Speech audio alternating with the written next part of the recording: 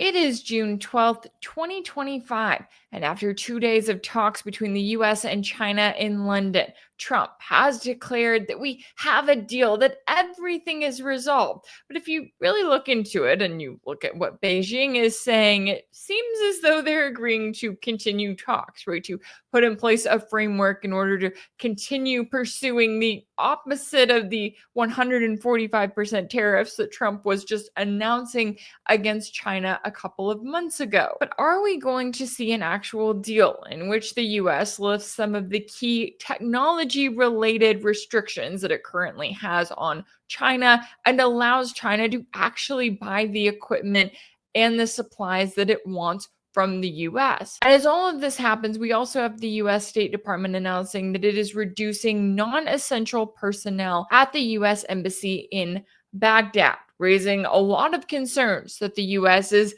getting ready to attack Iran. Oh, I'm sorry, Israel's getting ready to attack Iran. Because, of course, even though the US has been going back and forth with Iran in talks, they're now suddenly introducing in demands for a possible deal that they know that Tehran will not agree to. So what does that mean for the ongoing tensions? Well, we got into all of the latest with a special guest earlier, so let's take a listen to that conversation now. Joining me now to discuss is Carl Za, a geopolitical analyst and the host of the Silk and Steel podcast. Carl, thanks so much for taking the time to join me. Thank you, Rachel. Thanks for the invite. Now, I want to get into the latest here as Trump took to Truth Social on Wednesday to post that the deal is done between the US and China. He did this notably in all caps, and he said that any necessary rare earths will be supplied upfront by China. Likewise, we will provide to China what was agreed to, including Chinese students using our colleges and universities. So I'm not exactly sure what he means by the what was agreed to, but we do know that the US and China had 2 days of talks that took place in London. So how do you view what seems to be this optimism by Trump that everything's all fine and good while we know that the US is actively preparing for war against China? Well, first of all, it's a ceasefire, not a peace treaty. What China, from the Chinese side, they have said they have agreed to a framework to de-escalate. In other words, China has agreed to talk. there's no concrete deal being signed. One of the things that really freaked out the Trump administration is the rare earth shipment. The China has stopped the rare earth shipment coming to US. In fact, it was a global ban. China just stopped export of rare earths altogether to any countries because they know if they export to Japan or South Korea, they're just going to re-export it to the United States. And the rare earth is very important. That goes into everything. It goes into cars, it goes into weapons, it goes into missiles. One of the report from New York Times says that the China's health of the rare earth shipment is crippling to the U.S. Military industrial complex because there was a huge. So samarium, one of the critical minerals, it goes into the F-35s and a lot of the missiles. And there's a report that there has been a mass depletion of the existing stockpile. Now you got to wonder what causes mass depletion, and then you read further down the article, it says, "Oh, because U.S. has been shipping a lot of missiles to Ukraine and Israel, and that caused a massive depletion of the U.S. arsenal, and they're not able to replace right now because they need the critical minerals from China." And this is actually a problem that U.S. had noticed back in 2009. Like in 2009, the U.S. think tanks have been reporting to the U.S. Congress, hey, we need samarium and we depend China for this critical mineral. And at that time, the U.S. government actually set aside subsidy to support mining of samarium in Washington state. And then during the Biden administration, they spent somewhere up to like $30 million to set up this industry because in order for them to compete with the China price, because the China can produce this very cheaply. And then during the Biden administration, they set up another company in Texas to do the same thing. And that's when the Washington company that had set up realized, oh, whoa, whoa, what's going on? There's not enough market for our product in the United States. If you set up another company, we're not going to be able to compete, even with the state subsidies. So they closed down, and the operation in Texas hasn't taken off yet. This is why U.S. after all this time, after almost a decade, or more than a decade of warning, or we have dependency on China, nothing was done, and nothing was accomplished. U.S. still depend on China for this critical mineral to power its military industrial complex, and this is what really panicked the U.S. establishment, is that they can't go on to prosecute war around the world anymore, and this is why Trump was screaming at China, and from Trump's statement, it looks like the recent banning of Chinese students, revoking of Chinese student visa to come to United States study, is literally what Trump think is a trump card in his negotiation with China, right? I mean, like, they claimed it was all for national security. It's because these Chinese students are stealing our secrets, but really it was used as a negotiation tactic. Recently, Justice Department was releasing some really crazy stories about Chinese researchers smuggling in bioterrorism weapons into United States, and it turns out the stuff they're importing is like something that's already present in North America, and they're doing it for research purposes. So Justice Department was really just going after them because Trump has this idea that he can use this as a negotiation tactic to force Chinese to come to the table. And we also know that the critical minerals, they're used in the car industry. And in fact, a lot of the US automakers were thinking about moving production to China because they can't get those rare earth magnets coming out of China. But so far, the Chinese ban does not extend to parts that contains those magnets. So they're thinking about moving auto parts production to China in order to at least maintain production. And this is what led to the second round of talks in London. And so far, it looks like we don't know the exact details yet, but from the various things that was being leaked to the press, it looks like China will grant license to the U.S. automakers for those magnets. So we know at least their production can continue, because I think there's something people misunderstand about Chinese intention. China is not out there to try to cripple United States economically. That's China do not want to destroy United States. This is something people in Washington probably find hard to understand, because even with all the tariff, present day U.S. is still the number 3 trading partner of China. Now top trading partner of China is ASEAN, EU, and now United States, after all the tariff has been applied. But China don't want to kill their customers, right? China want US to do well so they can continue to buy Chinese products. So it's not China's intention to cripple US economy by depriving them of these critical minerals. But although I think they should have withheld from defense contractor. I mean, the world peace will ensue if they just stop shipping Sumerians to Lockheed Martin. So right now, there are certain things that China want in return, right? Before hitting the talk, China was very clear. We want to make sure this is a reciprocal relationship. It's a give and take relationship, and we have to treat each other as equals. What China wants is relaxation on some of these export control that United States hold on critical technologies. Just before, right after Geneva, Trump actually upped the ante by banning NVIDIA AI chip export to China, and threatened any company that use Huawei's AI chip. Essentially what Trump was saying, any company use Huawei chips, even if they're Chinese company doing business in China using Huawei chip, they'll be in violation of U.S. export control, and then they will be placed on blacklist by United States. That means that they can't access to U.S. banking or anything that has deal with U.S. dollars. And it's pretty crazy. And then the U.S. banned the engine export to China's Comac C919 because the China's latest they start to producing their own passenger jets, but they still depends on import from United States for the engine parts. Trump banned the engine export to United States to China, and Trump also banned a bunch of export of nuclear reactor component to China's new nuclear reactors. So on one hand, Trump claims that I'm really care about trade deficit. I want China to buy our products. On the other hand, Trump is not letting China buy anything that China wants to buy.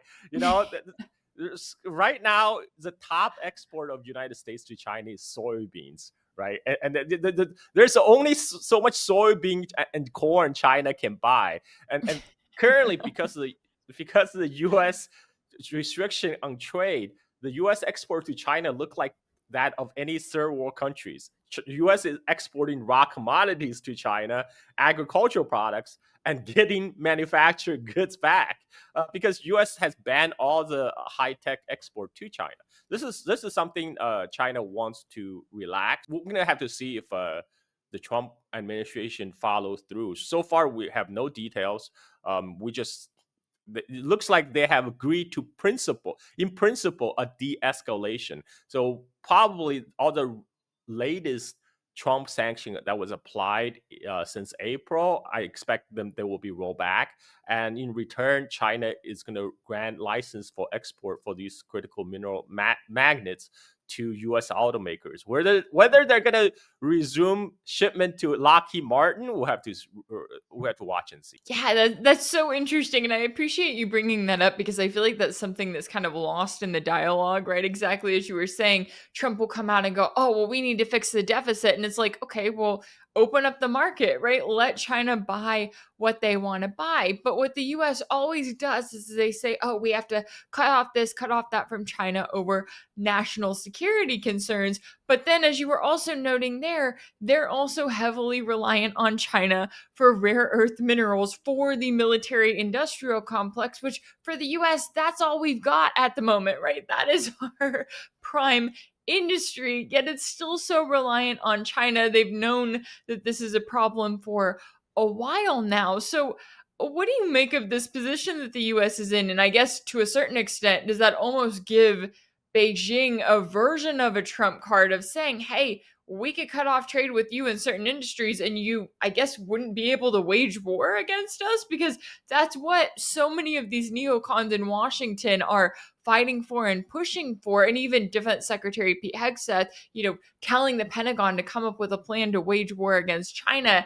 Do you see that as all just talk, or is the US literally so arrogant that they think that they can start a proxy war basically with the materials that they get from China? Well, there is a lot of hubris, right? I mean, they the U.S.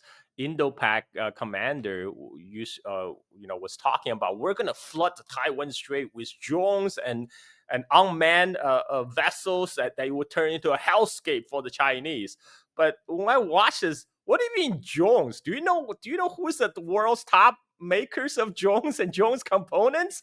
And right now the biggest drone warfare on earth is actually the battlefield of Ukraine. And in Ukraine conflict, both sides, both Ukrainian and Russian side, they're making their drones from the Chinese components. They both depend on the supplies from the Chinese drone making components. And so the idea that somehow United States is going to outproduce China in drones, this is fantasy. And this is why one of the reason China is restricting the rare earth shipment. It's not to try to cripple United States. It's to put United States on notice. Hey, by the way, we have you we have you by the balls. So don't go crazy. And right now, U.S. is like the one that's saying, oh, they're coming out to get us. There's going to be a war, and the China is the one that says, excuse me, sir, this is the Wendy's. Well, this is the Wendy's. Like, let's just calm down and let's talk and do business. You can purchase your burger here and do your crazy talk outside. And the United States, they the I think one of the thing is the establishment elite in Washington. They have been so used to U.S. being the top dog in the world, being the unipolar power, so superpower, that they feel very comfortable when they're confronted with the fact that there's a rise in China and you challenge the U.S. hegemony. This is why they're going.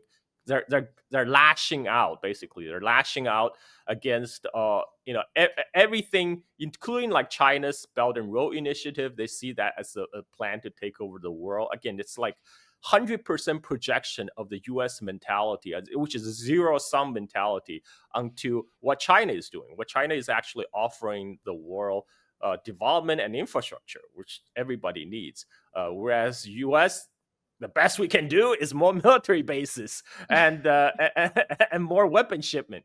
Um, right now, U.S. don't hold the cards. That's a problem for all the tech restrictions the U.S. placed on China. China has found workaround. There's a recent interview with Huawei's founder, CEO Ren Zhengfei, and he said, well, he was being very humble. He said, "Oh, United States overestimate Huawei's capabilities, where our chip is still one generation behind. But we're trying to catch up. But what we do is we find workaround. So if our chip is not as good as NVIDIA chips, we just use more. We just cluster them together, and when our computing power, we don't have enough computing power like United States, we optimize our algorithms, like what DeepSeek did. They optimize the algorithm to use less compute. So China will find ways around, whereas United States, they can't find a way around the critical minerals. And even though they knew the problem since forever, and there's nothing they could do to fundamentally address the problem, because United States, they can't do industrial policy. China could do industrial policy because China has a government that's structured to do industrial policy. United States government, it's of the oligarchs for the by the oligarchs for the oligarchs. It's designed to funnel money to the top 1%. It's not designed to restructure the society or even reindustrializing America. And this is why they even though they knew the problem exists, they knew they have a critical dependency on China for the U.S. war machine. Yet it took them how long since 2009? It took them 16 years, and they still haven't fixed the problem. And that problem is not going to fix in the next 5 or 10 years. In the meantime, China will find ways to power ahead. This is why China has the upper hand in this negotiation. They don't depend on United States. They don't depend on United States as much as our Treasury Secretary Scott Bessent think they do. Bessent says, "Oh, they need us. They need our money. They need our money." No, they're the one with all the goods. They can consume their own goods. They can find new market for their goods. The problem is, what's the United States going to do at the end of the day when you don't have the goods, when you have empty shelves? That's a more critical problem. The critical minerals is just one small part of it. And in fact, the U.S. economy today is still reeling from the effect of the Trump tariff from April, even though Trump has rolled back somewhat.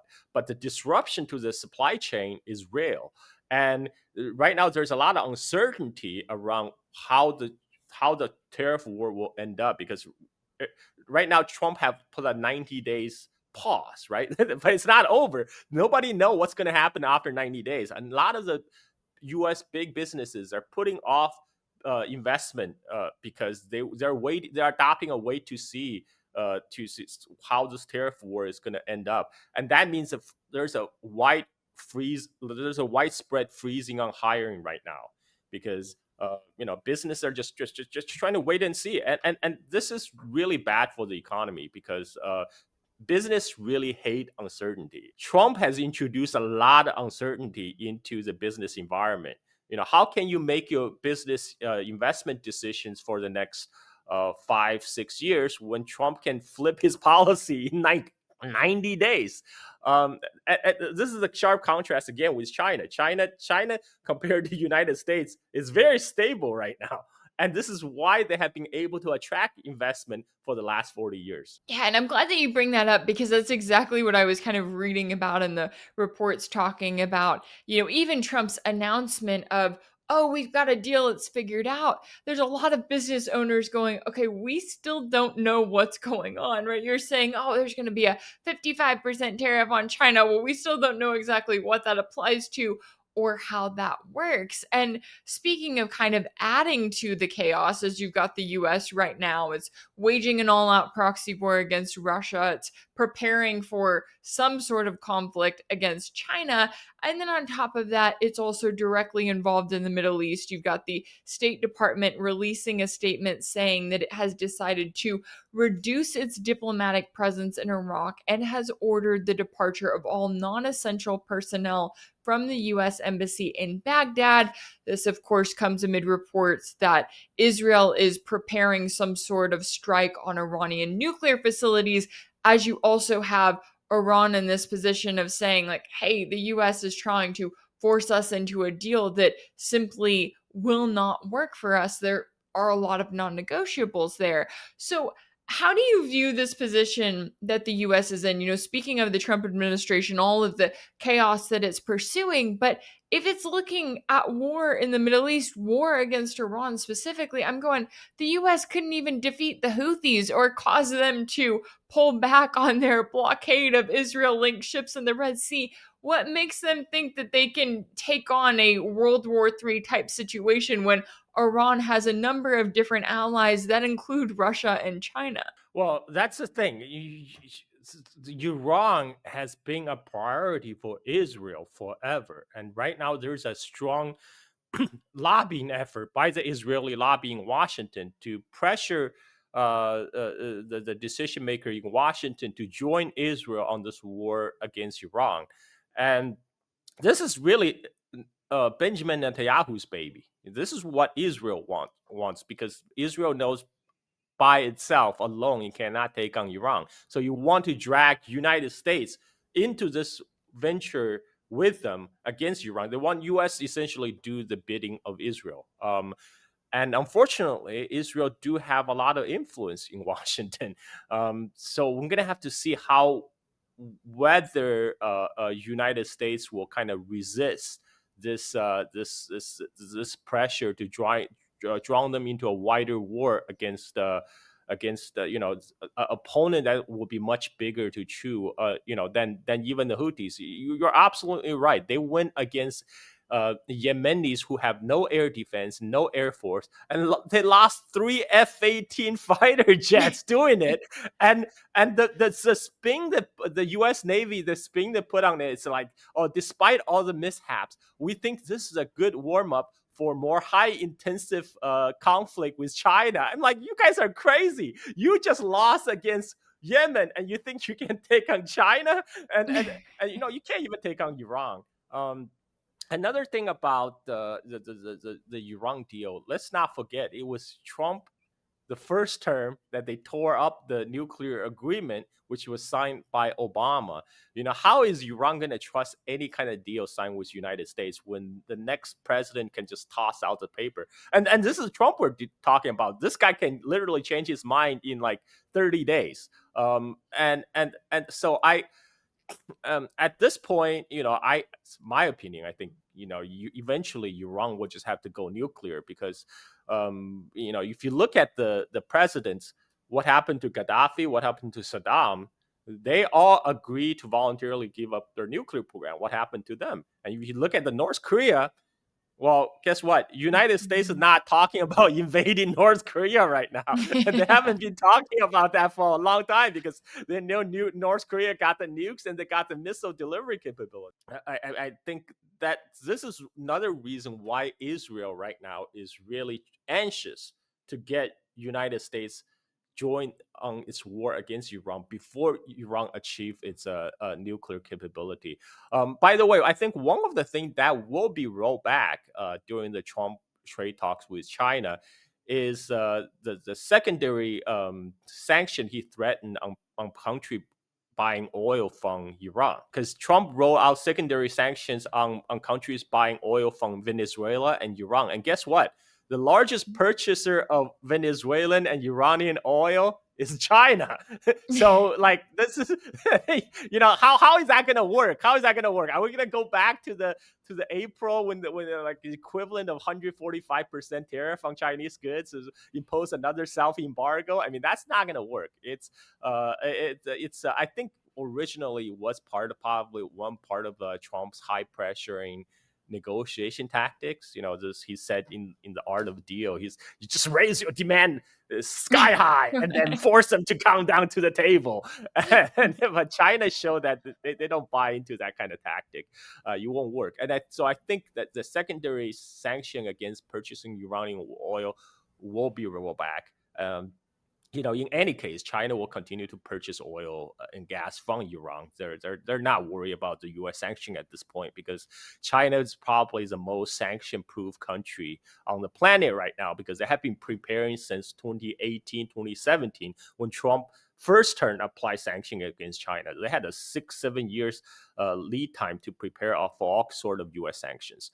So again, I think you are right. Iran will receive support from China and Russia, and that's something that U.S. have to take into calculation if they're seriously thinking about going to war against Iran. Yeah, it'll be interesting to see what happens. And exactly as you were saying there, I mean, in a way, Trump is so unpredictable, but then in another way, he's completely predictable. And as we're seeing right now, when he comes out and he says, "Oh yeah, we've made a deal, everything's good," and it's like, okay, you guys agreed to talk. Well, China agreed to talk with you and to keep talking. It's like, okay, it's not always exactly how he presents it. I know that there is certainly a lot at stake here all around, and I really appreciate you taking the time to join me today to break down all of the latest here. Carl Zaw, a geopolitical analyst and host of the Silk and Steel podcast. Thank you so much for your time and insight.